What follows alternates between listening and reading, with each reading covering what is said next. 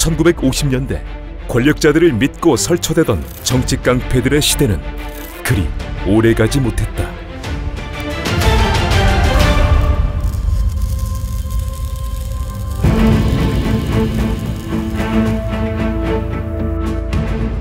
(1953년) 동족 상잔의 비극 6.25가 막을 내린 직후 이정재는 임화수, 조열승 등과 7인회를 시작으로 동대문파를 결성하게 되고, 이후 세력을 넓혀가던 이정재는 해방 후 정치권과 교류하며 우익단체에서 활동한 깡패들의 수준을 넘어 이기붕이라는 당시 권력자와 결탁하여 이른바 정치깡패가 되는데, 그 과정은 이러했다. 이정재가 동대문을 중심으로 세력을 넓혀갈 무렵인 1954년 정치권에서는 해방 후부터 이승만의 비서와 서울시장, 국방부 장관을 지내며 이승만으로부터 꽤나 신임을 얻어온 이기붕이라는 인물이 정권의 2인자로 떠올랐으나 그는 조직도 배후 세력도 없는 인물이었다. 때문에 이기붕은 자신을 뒷받침해줄 세력으로 음지에서 활동하는 깡패들과 인연을 맺으려 했고, 먼저 이북 출신으로 당시 명동에서 활동하던 이화룡에게 접근했으나 이화룡은 이기붕의 제안을 거절했다. 그러자 이기붕은 눈을 돌려 동대문파의 이정재와 손을 잡았고, 이러한 과정으로 이기붕이라는 당시 실세와 결탁한 이정재는 1954년 이승만의 장기 집권을 노린 4.4.5입 개헌에서의 난동을 시작으로 자신의 부하들을 동원해 이와 같은 수많은 사건에 개입하여 반자유당 세력의 정치 활동을 방해하는 악행을 일삼았다.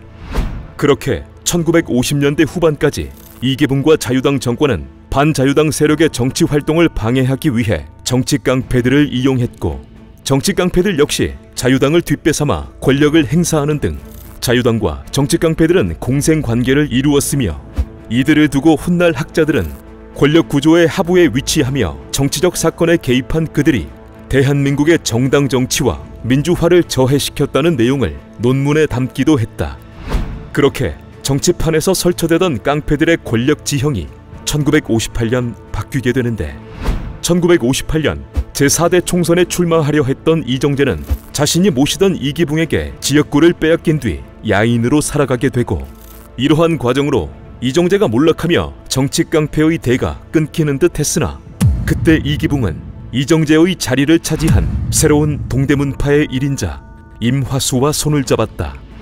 그렇게 이기붕과 자유당의 새로운 사냥개가 된 임화수는 이정재만큼이나 자유당을 위해 설치게 되는데, 자유당의 나팔수를 자처한 임화수는 자신이 마음대로 부릴 수 있는 연예인들을 정치판으로 내몰았고, 1959년에는 반공예술인단을 조직하기도 했다. 그리고 그 무렵 자유당은 1960년에 있을 선거에서 이승만의 사선 당선과 이기붕의 부통령 당선을 위해 1억 원의 자금을 지원하여 정치 집단으로 위장한 깡패들의 집단 대한반공청년단을 발족해 했고, 그 조직의 총재에는 이승만, 부총재에는 이기붕, 단장은 신도환이라는 인물이 되었다. 그러한 대한반공청년단에는 명동의 일부 주먹을 제외한 대다수 서울의 깡패들이 가입했고, 임화수는 종로구 단장을 맡게 되었으며, 순식간에 대한반공청년단은 전국 89개의 단부조직 그리고 135만 명의 단원을 거느린 자유당의 전위부대가 되었다. 그런 그들은 1960년 3월 15일 선거에서 이승만을 대통령으로 이기붕을 부통령에 당선시킬 것을 결의했고, 조직원들 사이에는 선전 요령문과 선거 자금이 비밀리에 돌았으며, 또한 3.15 선거에서 부정을 저지르라는 지령이 내려졌다. 이후 대한반공청년단의 단원들은 1960년 3월 15일 정부통령 선거를 전후로 상대방 선거운동원들과 참관인들이 신고를 못하게 했고, 야당의 선거 포스터를 찢는가 하면 이승만과 이기붕이 당선될 수 있게 사전에 투표 용지를 조작하거나 유권자들을 강압하는 등의 악행을 저질렀다.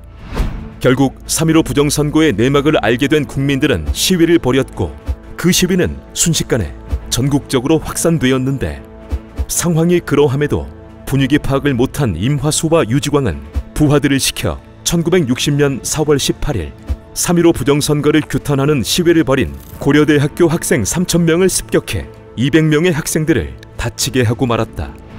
다음 날인 1960년 4월 19일 분노가 극에 달한 국민들은 결국 4.19 혁명을 일으켰고, 이후 이승만 정권의 몰락과 함께 정치 깡패들의 시대도 막을 내리게 된다. 4.19 일주일 뒤인 1960년 4월 26일 이승만은 하야 성명을 발표한 뒤 하와이로 떠났고 이후 이정재를 비롯한 임화수, 유지광, 조열승, 낙화유수 등의 정치 깡패들은 고대생 습격 사건과 여러 혐의들로 붙잡혀왔다. 그러나 허정과도정부와 장면 내각에서 3.15 부정선거를 주도한 대한반공청년단장 신도환은 무죄로 풀려났으며 이정재와 임화수 등의 깡패들은 가벼운 형량을 선고받았을 뿐 그들에 대한 처벌은 제대로 이루어지지 않았다. 그렇게 깡패들에 대한 처벌이 지지부진하던 1961년 대한민국에는 새로운 세력이 등장해 권력을 장악하게 된다. 1961년 5월 16일 새벽 박정희와 648기는 3,500명 정도의 병력과 한강다리를 건너 방송국 등 국가의 주요 기관을 점령했고 직후 군사혁명위원회를 출범시켜 전국에 비상계엄을 선포하고 정권을 인수한다고 발표하는 등 그렇게 국가의 권력을 장악해갔다. 이때 소식을 접한 깡패들은 자신들을 잡아넣으려 했던 정권이 무너졌으니 잘하면 살아남을 수도 있겠다 생각해 만세를 불렀다고 하나 그들의 운명은 생각과 다른 방향으로 흘러갔다. 5월 16일 3일 뒤인 5월 19일 군부 세력은 군사혁명위원회의 명칭을 국가재건 최고회의로 바꾼 뒤 이러한 혁명 공약을 내세웠고 직후 군인들이 정치에 개입하는 명분과 정당성을 보여줘야 했던 군부 세력은 혁명 공약 중 먼저 사회 정화 사업을 벌이게 되는데 그중 대표적인 것이 바로 정치 깡패들과 폭력 조직을 처벌하는 것이었다. 이후 무죄를 선고받고 풀려난 대한반공청년단장 신도환을 비롯해 가벼운 형을 선고받은 이정재와 임화수 그리고 조열승, 이석재, 낙화유수 등의 깡패들이 붙잡혔고 그렇게 잡아들인 깡패들은 서울에서만 무려 2,000명 정도였다고 한다. 그리고 5.16 닷새 뒤인 5월 21일 오후 군부 세력은 이정재를 맨 앞에 세워 200명 정도의 깡패들로 하여금 서울 시내 중심가를 행진케 했고 플랜카드에는 나는 깡패입니다. 국민의 심판을 받겠습니다. 라는 내용이 적혀 있었다. 이후 붙잡힌 깡패들은 A, B, C 등급으로 나눠지게 되는데 이정재와 임화수, 유지광 등의 주요 깡패들은 A등급으로 분류되어 혁명재판을 받게 되었고 B와 C등급은 국토개발사업장이나 탄광에 보내졌다.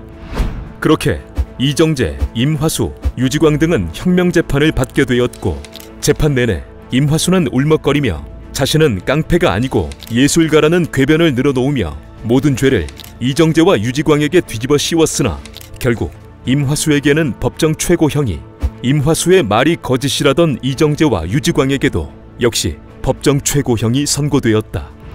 이후 유지광은 감형되어 조열승, 낙화유수 등의 깡패들과 1965년경에 풀려났으나 이정재는 형 확정 21일 만인 1961년 10월 19일 형장의 이슬로 사라졌고 임화수 역시 2달 뒤인 12월 21일 형장의 이슬로 사라졌다. 이를 두고 정치적 쇼라는 말과 잘한 일이라는 여러 말들이 있지만 어찌되었던 그렇게 1950년대 정치 깡패들은 5.16 이후 대부분 정리되었다. 그러나 한참의 시간이 지난 1970년대 대한민국에는 김태촌과 용팔이라는 또 다른 정치 깡패들이 나타났다.